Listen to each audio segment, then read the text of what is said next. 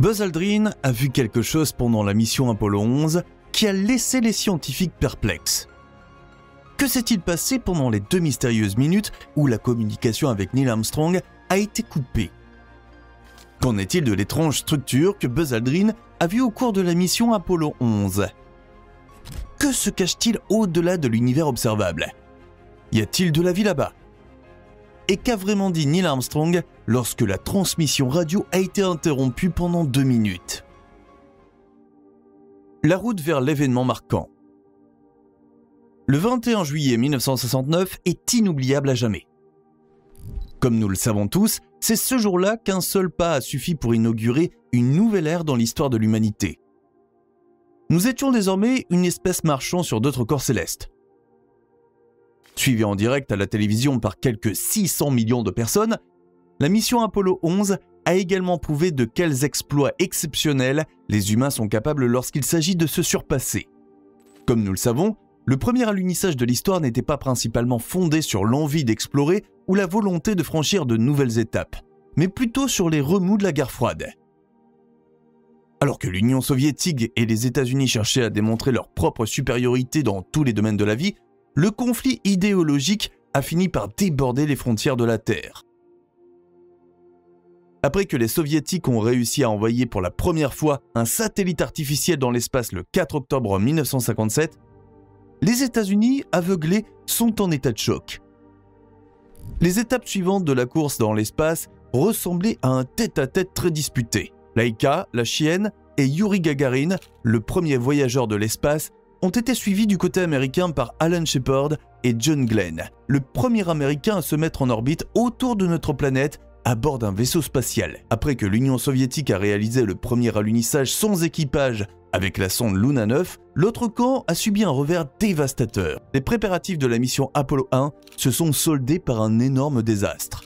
Le 27 janvier 1967, par exemple, un incendie s'est déclaré dans le module de commande et a coûté la vie aux 3 astronautes. Environ 2 ans et demi plus tard, cependant, la consternation de l'époque a cédé la place à une jubilation sans borne. Plus d'un demi-milliard de téléspectateurs ont vu Neil Armstrong faire son petit pas d'homme et décider enfin de la course à l'espace en faveur des États-Unis. Où l'a-t-il vraiment fait? À ce jour, la rumeur persiste dans certains cercles que nous n'avons en fait jamais été sur la Lune. La population aurait été délibérément trompée à l'époque. Filmé dans les bases top secrets de la zone 51, l'alunissage était plus une émission de télévision scénarisée qu'une avancée vers des corps célestes étrangers.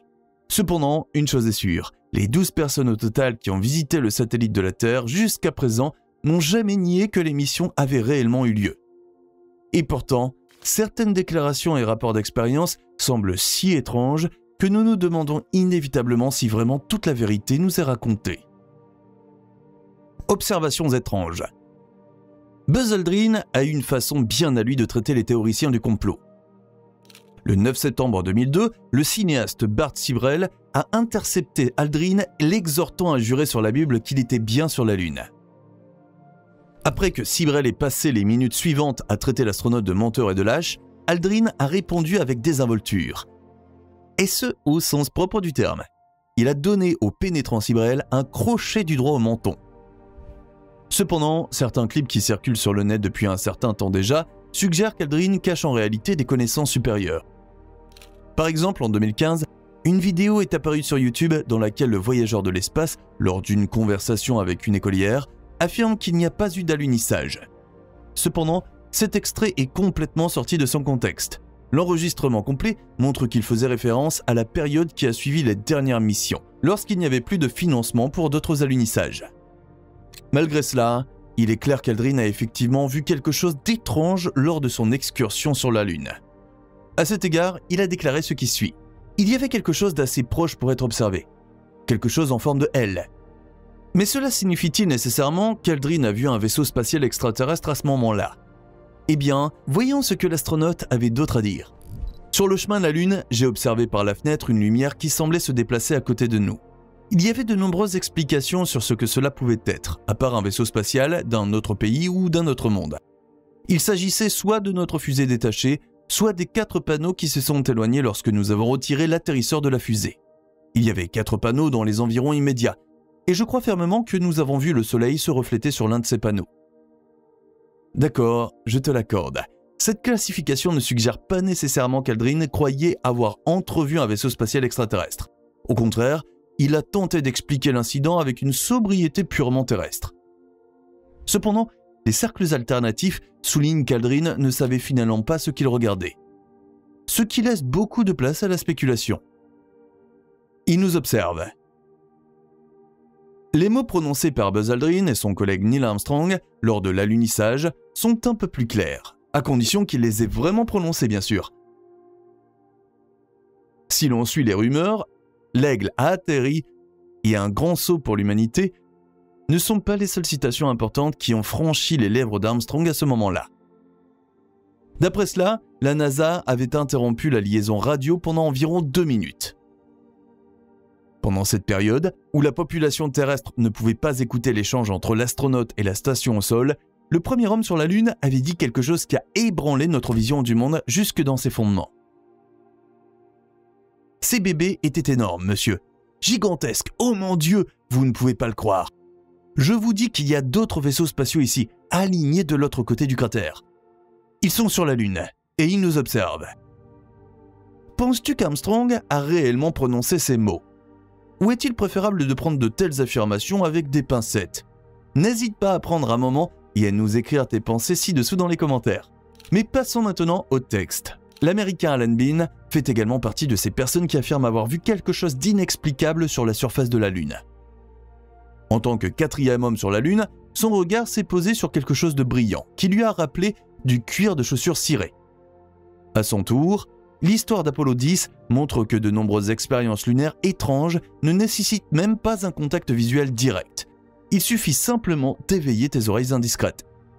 La musique lunaire.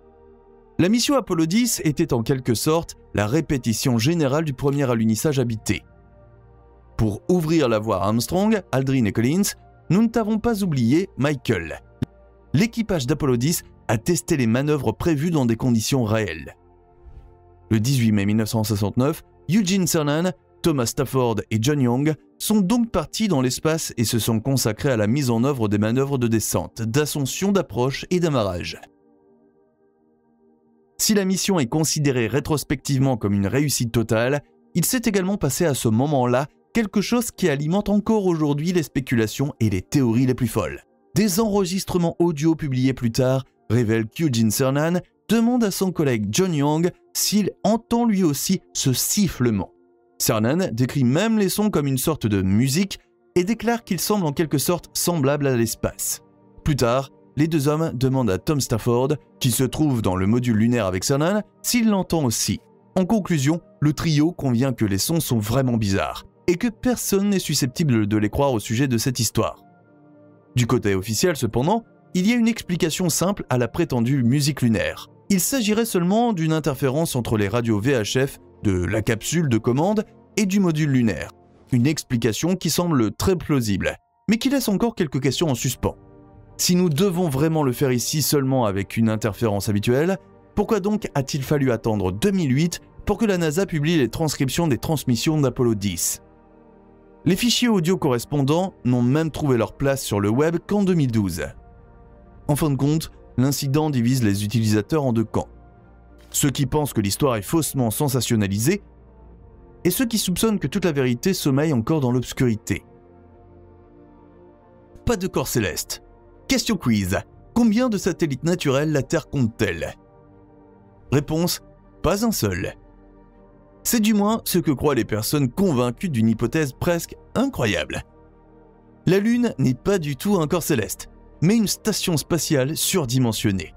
Une première référence à cette affirmation, disons sûre d'elle, a été recueillie en conséquence en 1969. Après que l'étage ascendant du module lunaire se soit délibérément écrasé sur la surface de la Lune, les sismomètres installés ont enregistré que l'intérieur de la Lune a sonné comme une cloche pendant environ près d'1 heure. Par conséquent, la Lune doit être creuse de l'intérieur, sans compter que les tremblements de terre sur le corps céleste se comportent différemment des tremblements de terre en raison des différences de texture, de type et de densité. Les chercheurs soviétiques Mikhail Vazin et Alexander Sherbakov ont repris cette idée et sont arrivés à la conclusion que la Lune est en fait un vaisseau spatial colossal créé par des êtres vivants inconnus. Ceux qui pensent également que la Lune n'est pas ce que l'on croit évoquent aussi les spectacles lumineux inexpliqués à la surface du satellite. Ce qui se cache derrière le nom officiel de « phénomène transitoire lunaire » décrit des changements de luminosité ou de couleurs locaux et de courte durée à la surface de la Lune. Et en effet, jusqu'à aujourd'hui, il n'y a pas d'explication étanche à ces étranges spectacles. L'existence d'une civilisation lunaire secrète une fois laissée de côté, la plupart des experts croient que nous devons faire ici avec le résultat d'un volcanisme de repos. Bien que l'astre ne présente pratiquement aucun signe de volcanisme actif, il est concevable que de petites zones en fusion existent encore sous terre. Lorsque des gaz volcaniques s'échappent de ces zones, le régolithe, la couche de matériaux meubles à la surface, est remuée. Il en résulte une modification temporaire de la réflectivité et donc, en fin de compte, des observations étranges. Ne manque pas les prochaines vidéos et abonne-toi.